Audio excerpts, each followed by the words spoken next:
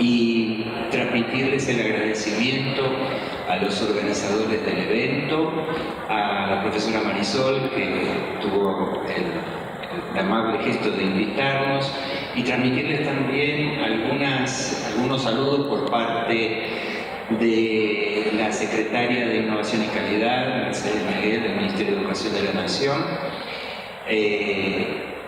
Así que en este espacio de conversación que nos plantea el Congreso como para poder estar agregando algunos insumos a la reflexión y al pensamiento sobre la formación de los adultos en la provincia de Salta, y bajo los auspicios del título del Congreso en el que estamos, quería acercarles unas reflexiones un poquito ordenadas para que podamos hablar del enfoque de capacidades y lo que esto significa en términos de las prácticas escolares y de la evaluación que usamos con nuestros alumnos adultos.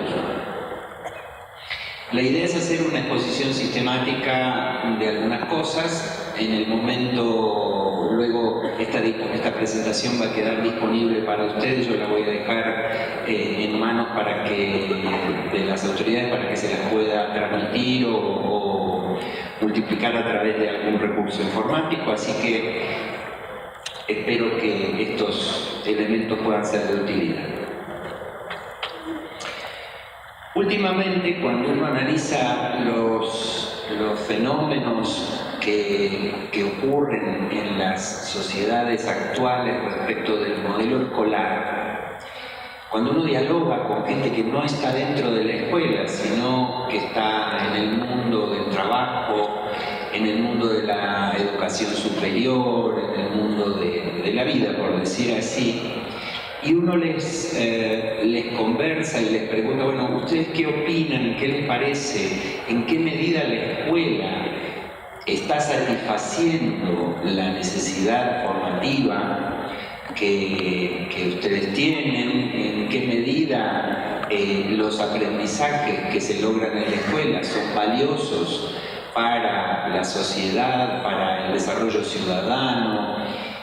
Uno se encuentra que el desafío hoy, en la palabra de los usuarios, en la palabra de los que necesitan que la educación argentina ofrezca oportunidades para todos, nos muestran que hay una distancia entre lo que se necesita y lo que muchas escuelas, perdón por la generalización, todavía seguimos haciendo. El modelo escolar, tanto a nivel primario como a nivel secundario en Argentina, es un modelo en cuanto a su estructura, su formulación, el uso del tiempo, la manera en que distribuimos el conocimiento, el formato del aula, el pizarrón, los bancos, todo eso es un modelo que ya tiene 200 años. Y estaba pensado para una época del mundo, para una sociedad que estaba en proceso de industrialización, ni siquiera estaba industrializada. Entonces, en aquel entonces, los saberes que tenía que transmitir la escuela para esa formación tenían que ver con eso que ustedes ven en la pantalla a la izquierda. Calcular, leer de corrido, poder recitar cosas de memoria. Y sobre todo también tenían que ver con un rol que se buscaba en los trabajadores de aquel entonces, de que fueran obedientes, de que hicieran las cosas que le decía su supervisor o su capataz, y de alguna manera el dispositivo escolar estaba organizado para garantizar esos hábitos por parte de los estudiantes. Sin embargo, hoy en día, cuando uno estudia, digamos, qué es lo que contribuye al desarrollo de una sociedad más vibrante, más plena, más rica, más inteligente, uno escucha que en realidad ya no se necesita una persona, comillas, obediente, y una persona reproductiva, en el sentido de que reproduzca conocimientos que le han impartido en su formación escolar. Se demanda una persona creativa, se demanda una persona disruptiva, se demanda una persona crítica, capaz de encontrar oportunidades nuevas, capaz de pensar, capaz de interpretar, capaz de hacerse preguntas, capaz de cuestionar. Entonces, el desafío hoy es para nuestras instituciones que siguen, entre comillas, presas de un modelo organizacional ya, diríamos, un poco anticuado, y de unos modelos mentales de qué significa educar, también un poco anticuados, necesita eso que podamos poner nuestra reflexión al servicio de encontrar una manera mejor y útil de hacer lo que hacemos en el sistema educativo. Voy a hacer un breve resumen acerca de lo que significa un enfoque que podríamos llamar un poquito más actualizado en términos de lograr mejores aprendizajes. Les planteo que si los estudiantes en cualquier nivel, los adultos sobre todo, pero también los chicos que están en secundaria, también los chicos que están en primaria obligatoria, si los estudiantes se encuentran con una situación significativa, desafiante y con anclaje en el mundo, y con el acompañamiento del docente, el andamiaje del docente, logran darse cuenta qué es lo que saben y qué es lo que no saben, construir los saberes que todavía no tienen y de esa manera, con esos nuevos insumos, poder resolver la situación, entonces estamos hablando de un aprendizaje significativo. Un aprendizaje donde los saberes que se adquieren son valiosos porque vienen a atender una situación interesante, donde además se desarrollan las capacidades de los estudiantes en todos sus planos, no solo en la cabeza, no solo en lo cognitivo, sino en lo afectivo y en lo interpersonal, y se logran además unos valores adicionales, que es que ese proceso genera competencia o habilidad para resolver nuevas situaciones que se puedan presentar en la vida de la persona, y al mismo tiempo se genera una sensación afectiva de disfrute. Lograr esto implica discutir un ratito entre nosotros, o por lo menos plantear entre nosotros, cuando hablamos de desarrollar las capacidades, ¿de qué estamos hablando? En primer lugar, todos los seres humanos tienen un bagaje biológico y cultural, una mezcla de cosas que están adentro de la persona desde su biología, pero también que aporta la cultura en la cual se forman y se desarrollan. Y a partir de ese bagaje, los seres humanos desarrollan su vida, desarrollan su mundo. La cuestión es que estas capacidades que están en todos los seres humanos, y quiero destacar en todos los seres humanos, pueden desarrollarse mejor, más rápido, de una manera más eficaz, si la escuela genera un proceso ordenado y que las haga traccionar, que las haga crecer. No era el objetivo principal de la escuela tal como estaba formulada. La escuela estaba formulada no tanto en términos del desarrollo de las capacidades, sino en términos del aprendizaje de ciertos contenidos. Entonces, empezar a repensar la escuela como un lugar desde donde se promueve el desarrollo de capacidades de las personas, más que el aprendizaje o acumulación de contenidos culturales, implica girar el eje de la institución, implica volver a pensar las prácticas, implica volver a pensar lo que hacemos, implica nuevas configuraciones de trabajo.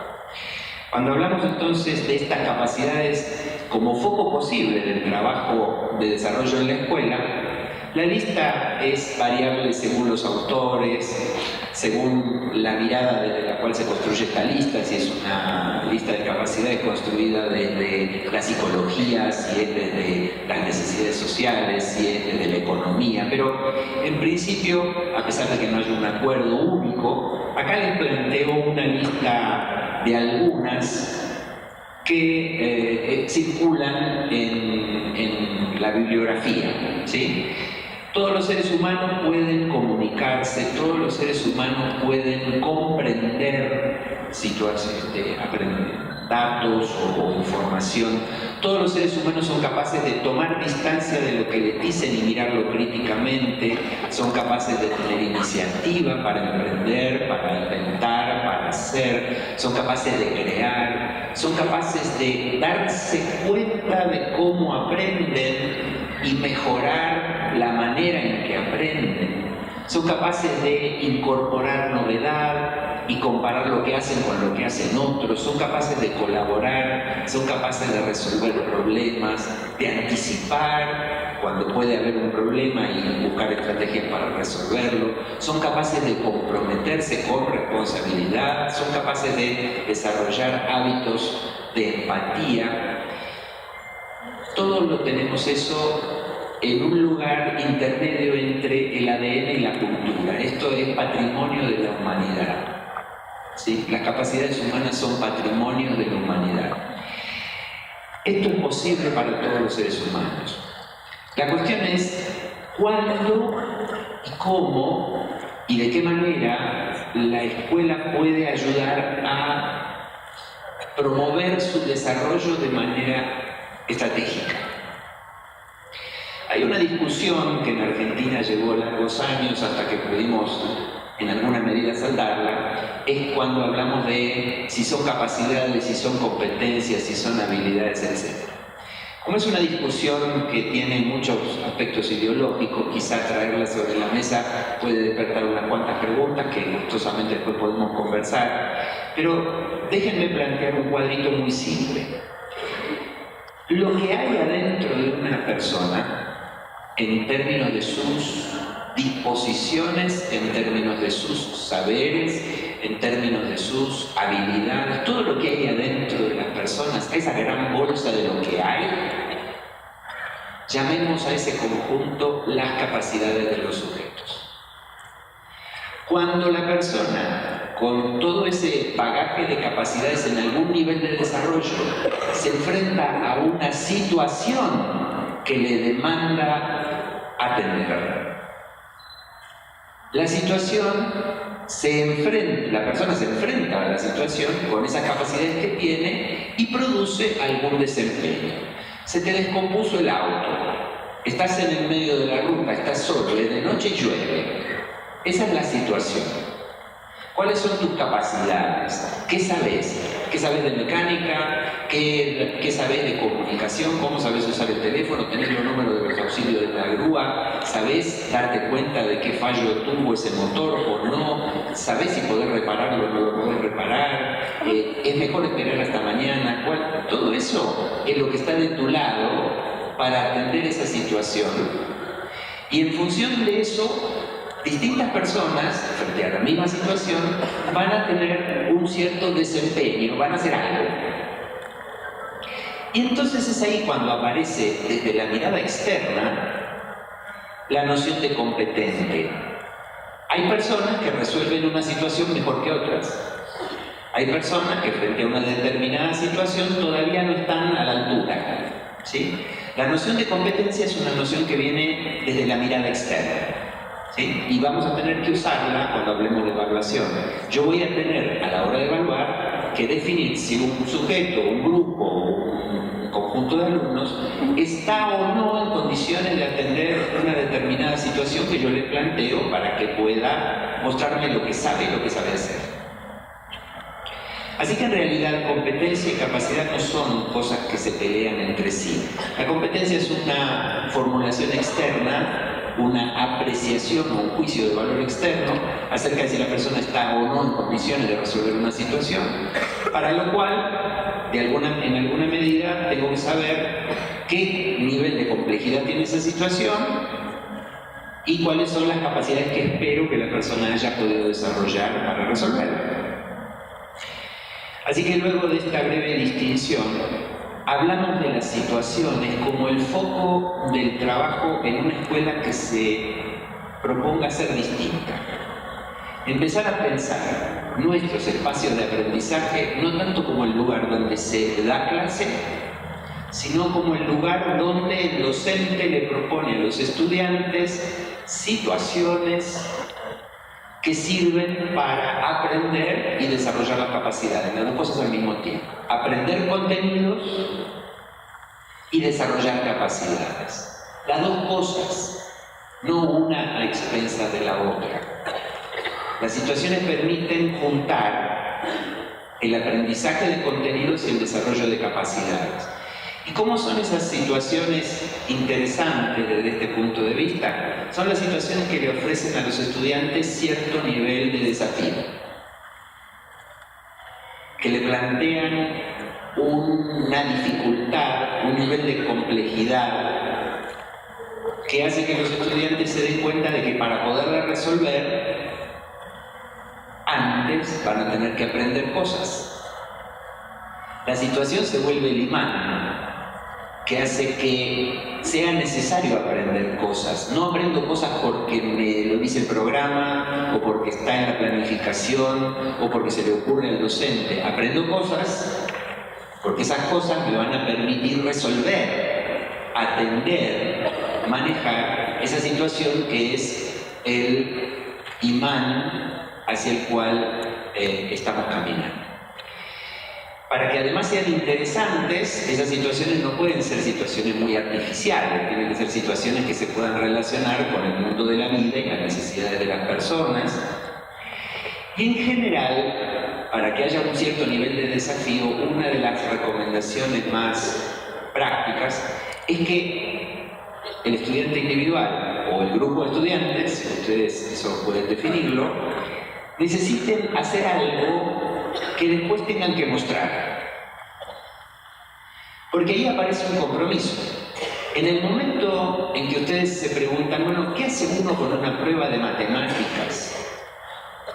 Y la dobla la hoja y la guarda en un sobre o la tira o hace cualquier cosa. Pero la prueba de matemáticas no es un objeto mostrable. O el trabajo práctico de inglés. O la tarea que nos dieron en historia o la lección de historia. Ninguna de esas cosas tiene suficiente atractivo en el sentido de decir, de esto es una producción en la cual yo me involucré y me puedo sentir orgulloso. A lo sumo, uno con una de esas pruebas clásicas se puede decir, ah, mira, me fue bien, me saqué un 8, me saqué un 9. Pero ahí se terminó. El objeto en sí mismo es poco interesante. La prueba, comillas, la prueba es un objeto poco interesante. En cambio, si yo le propongo a los alumnos demostrarme lo que saben, lo que pueden, lo que quieren, a través de una producción en la que ellos efectivamente se pueden sentir involucrados, partícipes y orgullosos, entonces ahí tengo una manera de evaluarlos que es más productiva. Voy a dar algunos ejemplos, 3 de situaciones. La letra es chiquita en esta, así que la voy a leer en voz alta.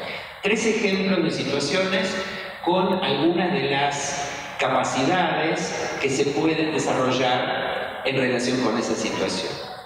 Pensando en el estudiante adulto, el primero plantea, por ejemplo, que el estudiante, para decidir la compra del producto más adecuado para una reparación doméstica, debe realizar búsquedas en internet, comparar precios y calidades y escribir consultas a los proveedores por correo electrónico, pedir precios, descripciones de productos. Hay que tomar una decisión. Un segundo ejemplo. La estudiante o el estudiante, como parte de un grupo, ante el desafío de producir una cartilla informativa sobre el uso seguro de un artefacto eléctrico, debe aportar en el equipo a la construcción de un desplegable ilustrado, atractivo, utilizando herramientas gráficas, fotografía y textos. ¿Cómo usar la batidora eléctrica sin electrocutarse, señora? ¿Sí? Tercer ejemplo. El estudiante, a partir de un diagnóstico simulado de la enfermedad de un familiar, el tío José tiene diabetes, debe buscar información para preparar una serie de preguntas que tendría que hacerle a un médico como para elaborar un plan de alimentación y de cuidados de esa persona. En cualquiera de estas tres situaciones, y la lista podría ser más, y podríamos apelar a la creatividad colectiva de este conjunto de personas, para que cada uno pueda pensar situaciones parecidas a estas. ¿Qué tienen de interesante estas situaciones o qué nos permite hacer con los estudiantes? Bueno, por empezar, primero, volviendo a los repasos anteriores, están contextualizadas, tienen que ver con algo que sucede en la vida real, les demandan una producción por la cual se tienen que volver responsables y además tienen un montón de contenido. Claro, no necesariamente, fíjense, un contenido claramente organizado adentro de una materia. Ahí es donde tenemos que empezar a pensar que el enfoque modular tiene que podernos servir para generar en cada uno de los módulos, en vez de micromaterias, un módulo de lengua 1, un módulo de lengua 2, un módulo de lengua 3, empezar a pensar la posibilidad de que los módulos estén estructurados alrededor de situaciones. Y por lo tanto, los aprendizajes en cada módulo tengan que ver con aportes de diferentes disciplinas. Esto implicará para las instituciones la posibilidad de que estos módulos se puedan organizar en la medida en que los distintos docentes puedan venir, mientras hay un docente líder de módulo, otros docentes puedan venir a participar y a colaborar para ayudar a los estudiantes en el aprendizaje de determinados contenidos. El modelo de organización escolar para la formación de adultos y ojalá también para el secundario, yo creo que de a poco tenemos que ir empezando a hacer un mix que vaya desdibujando la tradición de las asignaturas y vaya colaborando hacia una transición a podernos encargar mejor de situaciones multidisciplinarias que requieran de nuestros estudiantes empezar a desarrollar un pensamiento menos esquemático. Pero bueno, eso puede ser que tarde un cierto tiempo. Me gustaría mostrarles un poquito cómo puede ser una secuencia de trabajo en un módulo que trabaje situaciones como las descritas recién. Frente a la situación X, el primer paso que hace el docente a cargo del espacio con los estudiantes es analizar los recursos de conocimiento que tengo disponibles. ¿Qué sabemos que podría ayudarnos para esta tarea? ¿Quién más sabe de esto? ¿Qué libros podemos leer? ¿Qué información podemos buscar? Tenemos que saber dónde estamos, cuál es nuestro nivel de conocimiento, qué es lo que sabemos y qué es lo que no sabemos, y en dónde podemos buscar más. Una vez que hacemos eso, entonces sí podemos ponernos en marcha para buscar esos nuevos recursos, y una fuente de esos recursos de saber, de esos recursos de conocimiento, puede estar afuera de la escuela en forma de visitas, discusiones, entrevistas, pero también puede ser el aporte de docentes de la institución. Puede haber enseñanza explícita del docente. ¿Tenemos que redactar? Bueno, vamos a trabajar sobre cómo se redacta bien. ¿Tenemos que utilizar un procesador de texto? Bueno, vamos a ver cómo se usa un procesador de textos. ¿Tenemos que procesar datos numéricos? Bueno, vamos a ver cómo se procesan datos numéricos para ordenarlos, para sacar una inferencia a partir de ellos. Y durante ese proceso es posible que vayamos haciendo evaluaciones formativas que nos vayan mostrando que los estudiantes han comprendido esos elementos de saber que van a necesitar para resolver la situación. Informalmente, oralmente, por escrito, tanto da. Pero el asunto es que esa evaluación le va a dar al docente y a los propios alumnos la certeza de que estamos construyendo los elementos de saber que necesito para atender la situación.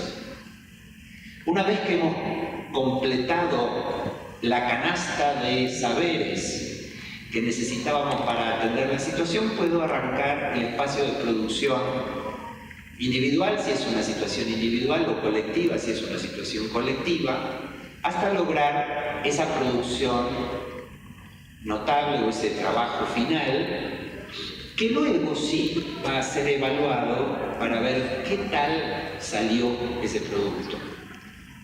De manera de que podamos tener un juicio sobre cómo fue el proceso de aprendizaje, qué se logró, qué no se logró y qué deberíamos volver a rever.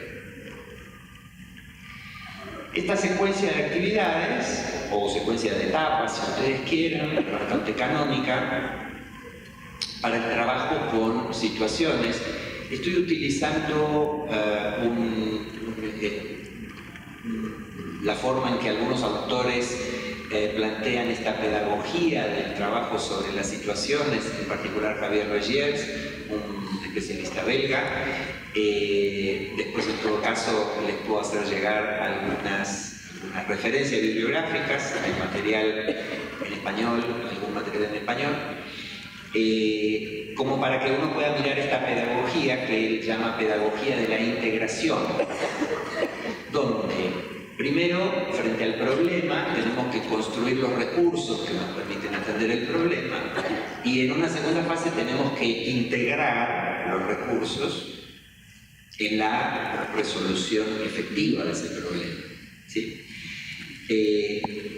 Él suele recomendar que, por ejemplo, en un periodo determinado, digamos, por ejemplo, un mes o 2 meses de trabajo, el aprendizaje de los recursos o de los elementos que necesito se lleva, por ejemplo, 2/3 del tiempo.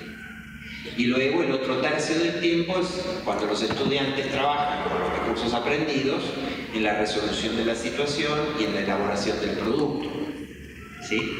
No se imagina todo el tiempo a los estudiantes trabajando en situación de proyecto, ¿sí? Se imagina un balance, un equilibrio entre aportes de conocimiento, búsqueda de conocimiento y momentos de síntesis de ese conocimiento en la resolución de una situación. Pero y entonces, frente a este esquema posible, ¿qué evaluamos? ¿Cómo evaluamos? Miren, si se fijan en el recuadrito que ustedes verán a su derecha, uno de los principios que anima la idea de evaluación auténtica, si ponen entre comillas en cualquier buscador, Google o qué sé yo, pongan entre comillas evaluación auténtica, van a ver que hay ríos de tinta escritos sobre el tema. Evaluación auténtica quiere decir es no pedirle a los estudiantes cosas que nunca sucederán en el mundo que está afuera de las paredes de la escuela. En el mundo afuera de las paredes de la escuela, nunca nadie jamás te va a tomar una prueba de 5 ejercicios de matemática. En el mundo afuera de la escuela, nunca nadie jamás te va a pedir una redacción, tema ni vacaciones. En el mundo afuera, ¿quieren que siga con la lista de géneros? Piensen en las actividades de evaluación, en las pruebas que ustedes toman, y piensen si alguna de esas situaciones de evaluación ocurrirían en algún espacio posible fuera de las paredes de la escuela. 90% de chance de que no. Eso quiere decir que estamos usando una metodología de evaluación que, desde el punto de vista de evaluación auténtica, del criterio de evaluación auténtica, no es auténtica. Auténtica quiere decir que se relaciona con usos sociales, ¿sí? Usos sociales son dar una charla, usos sociales son cuidar a un enfermo, usos sociales son atender una máquina que trabaja, usos sociales son ir a la universidad y aprender en grupo, y usos sociales son crear una empresa desde la nada. Usos sociales son un montón de cosas, pero seguramente no es resolver 7 ejercicios o hacer una composición. Esas actividades de resolver ejercicios o de hacer una composición pueden ser evaluaciones formativas, no las estoy tirando por la ventana, pueden ser evaluaciones formativas para saber si los estudiantes están construyendo adecuadamente los recursos de saber que luego les van a permitir atender la situación compleja.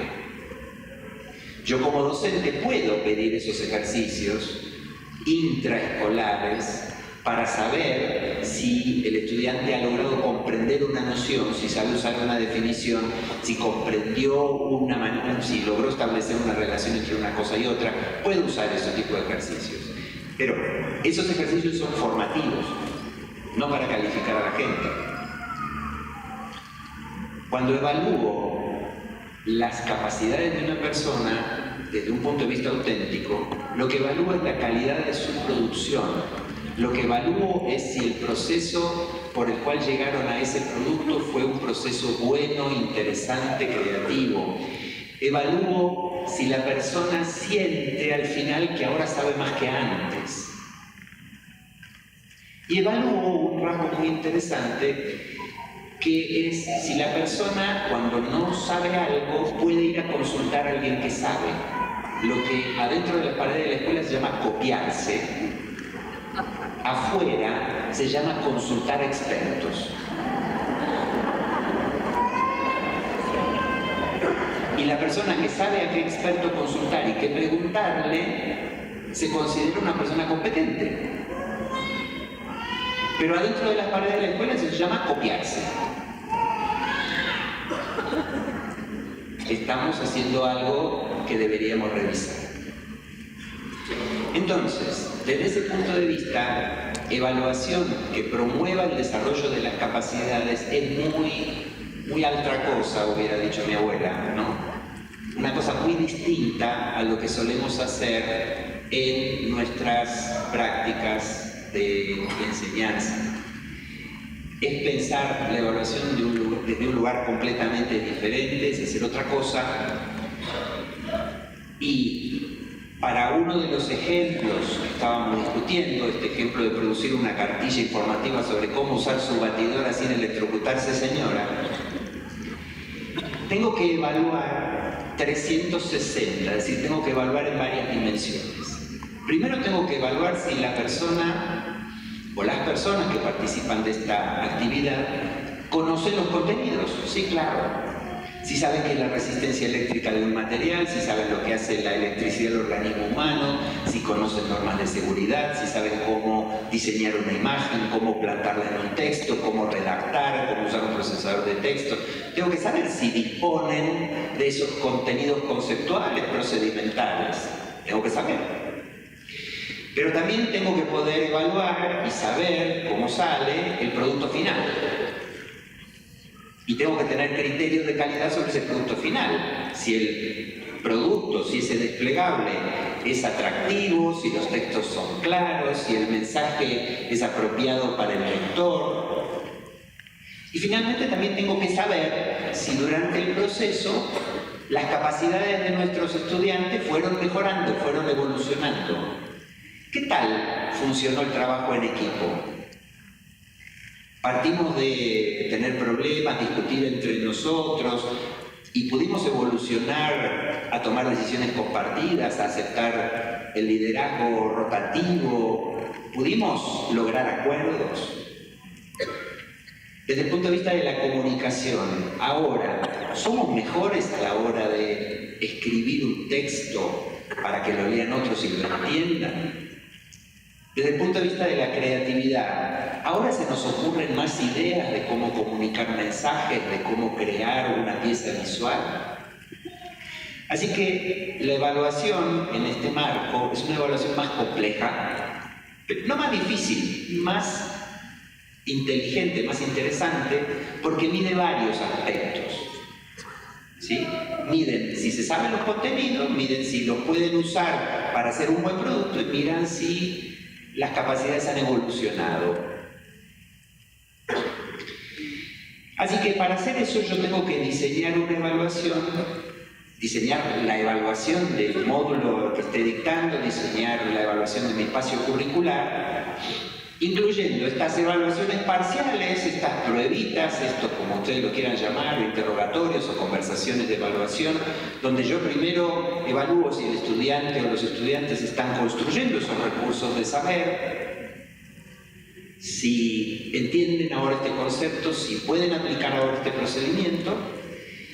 Y además de esas evaluaciones formativas parciales, les propongo a los estudiantes una evaluación integradora, que es la posibilidad de usar los recursos en la situación de tarea, pero sin volverlos locos. Es decir, si yo les pido como evaluación final hacer algo más difícil de lo que estuvimos trabajando en clase, no estoy cumpliendo el contrato didáctico, ¿no? Es decir, la evaluación no tiene que ser sorprendente para los estudiantes tienen que saber cómo van a ser evaluados desde el principio del trimestre, tienen que saber en qué va a consistir y tiene que ser de un nivel de desafío razonable para ellos. Y ahí entonces es cuando tengo que empezar a flexibilizar cómo genero mis instrumentos de evaluación.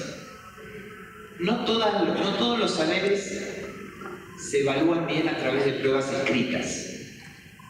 Hay saberes que se evalúan mejor cuando el estudiante los tiene que describir oralmente, hay saberes que se evalúan mejor cuando el estudiante hace una demostración con sus manos, cuando trae un producto, cuando trae lo que surgió de una búsqueda, cuando puede fotografiar el objeto que ha construido. O sea, la prueba escrita es solo una de las estrategias que construye evidencia evaluativa. Hay que ampliar la mirada. Hay otras formas en que puedo construir evidencia sobre lo que el estudiante sabe y sabe hacer. Segundo, ¿qué voy a permitir en la situación de evaluación? Voy a permitir que en esa situación se use fuentes de consulta, se use la internet, algo más parecido a la vida, ¿no? Se pueda preguntarle a otros. O es una situación, o es un tipo de conocimiento que demanda que efectivamente esté en la memoria y que lo pueda hacer solo sin recurrir a nadie. Hay cosas así. Pero en la mayoría de los casos hay más chances de que en la vida uno no resuelva situaciones solo con lo que tiene en la cabeza, sino que tenga disponibles a mano, por ejemplo, un teléfono para llamar a alguien. Es algo que se resuelve en un par de horas, es algo que se resuelve en unos días, es algo que se resuelve adentro de la escuela, es algo que se resuelve afuera de la escuela, no se puede haber muchas modalidades.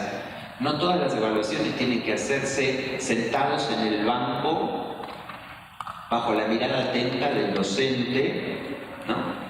Hay cosas que los estudiantes pueden hacer y que me pueden traer y pueden hacerlas en casa. O pueden traerme un producto escrito que elaboraron en su casa y que yo luego leeré y les haré comentarios.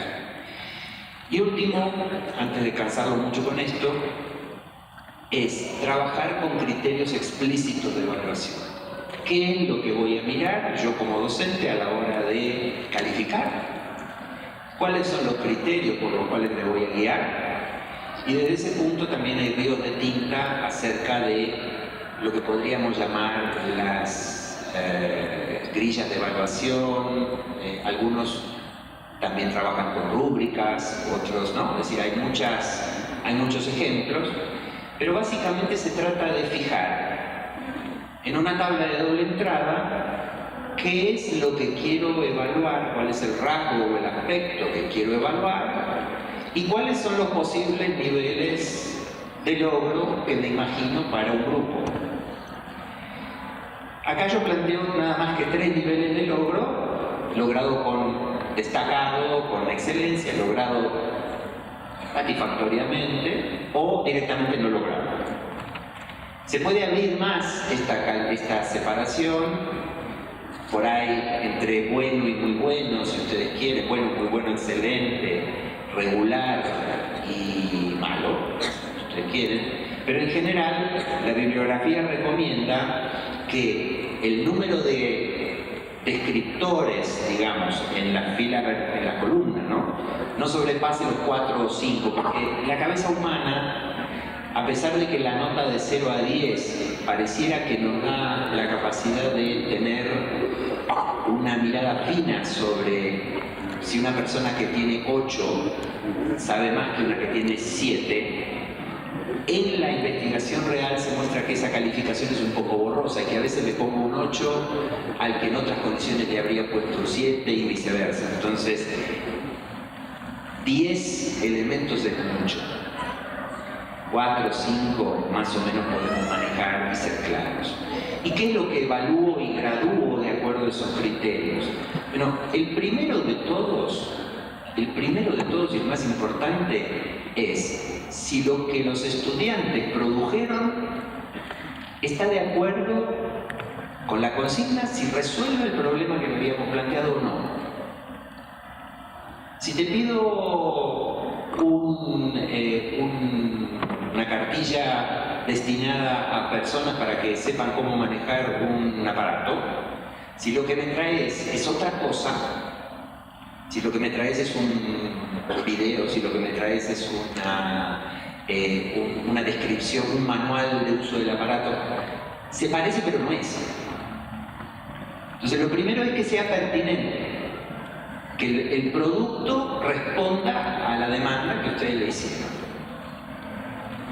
La segunda cosa a mirar es si lo que hay adentro de ese producto, para lograr eso que finalmente traen los estudiantes, se han usado los elementos de conocimiento de manera correcta. Si se usaron, si la redacción es adecuada, si los cálculos son correctos, si se usó una definición de buena manera, ¿sí? Este segundo punto tiene bastante que ver con el uso de los contenidos que ustedes estuvieron trabajando con ellos. Si usaron los contenidos de manera adecuada, ¿sí? De manera correcta. Un tercer elemento que se suele evaluar o que se recomienda evaluar es si la producción en su conjunto es integrada y no parece atada con alambre. ¿Sí? Si los elementos están coherentemente encadenados, si hay una coherencia lógica, por ejemplo, si se trata de un texto o si el texto tiene fluidez y las ideas se encadenan bien, si se trata de un producto que las distintas partes del producto coincidan entre sí, encajen. Y finalmente que no haya vacíos significativos, que no falten cosas, que no haya alguna omisión significativa, que no se haya perdido algún dato, que esté lo que tiene que estar. Así que este es brevemente un modelo para generar evaluaciones acerca del trabajo en situaciones. Y desde ese punto de vista, como decíamos al principio, lo que estamos tratando de lograr es un proceso multidimensional. Es un proceso donde se aprenden contenidos, pero también un proceso donde los estudiantes incrementan o desarrollan ciertas capacidades. Entonces, además de evaluar el producto con estos criterios, me falta una actividad fundamental que no está en una diapositiva, que es la actividad de balance y reflexión final. No hay una buena evaluación si después de aplicarla no hago balance y reflexión final. ¿Qué sé ahora que antes no sabía? ¿Qué puedo hacer ahora que antes no podía? ¿Qué haría distinto la próxima vez? ¿Se van a acordar? ¿Qué sé ahora que antes no sabía? ¿Qué puedo ahora que antes no podía? ¿Qué haría distinto la próxima vez? Ese es el paso final, el paso de la metacognición, el paso de la reflexión, en el cual el estudiante vuelve sobre su proceso y logra tener una mirada de conjunto un poquito más objetiva de lo que estuvo pasando y puede pasar al balance qué es lo que se logró y sentirse más contento. Además de que ustedes se sientan contentos porque él aprendió, que él se pueda sentir contento y empoderado en función de lo que pasó en ese proceso de aprendizaje. Si lo hacemos de este modo, la evaluación no es un momento estresante. La evaluación es un momento con adrenalina, sí, pero no estresante para mal. Es tener que mostrar lo que ahora soy capaz de hacer.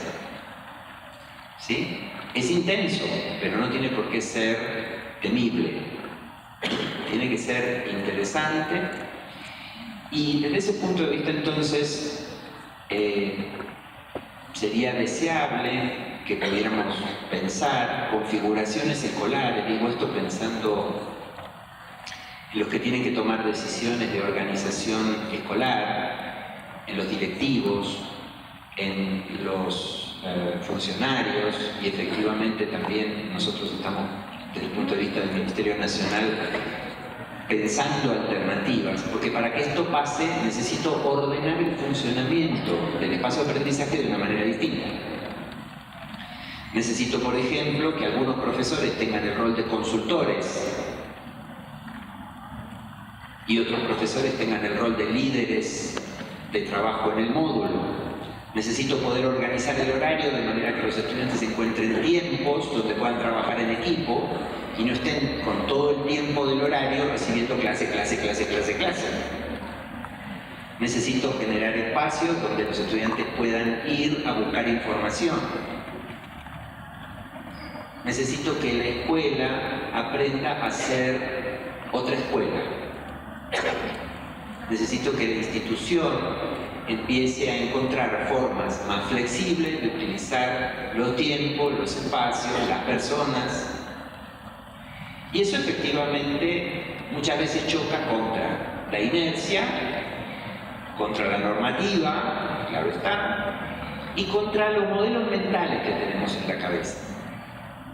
Si mi modelo mental es que yo soy profesor de lengua y enseño la conjugación del verbo,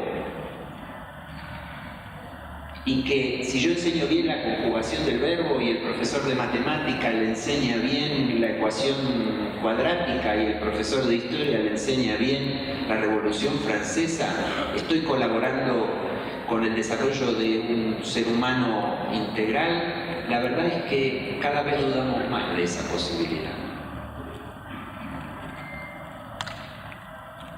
Cada vez nos parece que ese modo fragmentario de abordar el conocimiento y de cortarlo en cachos chiquititos tiene que ver con un abordaje que era propio de la modernidad, del siglo XVII, final del siglo XVII. Y que hoy por hoy, en el mundo de las comunicaciones, en el mundo del conocimiento, en el mundo de los tutoriales, en el mundo de YouTube, en el mundo de todo lo que ustedes quieran, y la generación del celular, la verdad es que el conocimiento ya está teniendo otra pinta, se está pareciendo otra cosa. Entonces, los invito a pensar y a ver cuáles son los cambios posibles en los marcos actuales y en el caso de las autoridades, en el caso de los responsables de gestión de los establecimientos, animarlos a soltar algunas configuraciones que ya perdieron un poquito su vigencia y empezar a pensar nuevas maneras de producir una experiencia de aprendizaje que sea significativa, válida para este siglo XXI en el que estamos. Les agradezco la atención.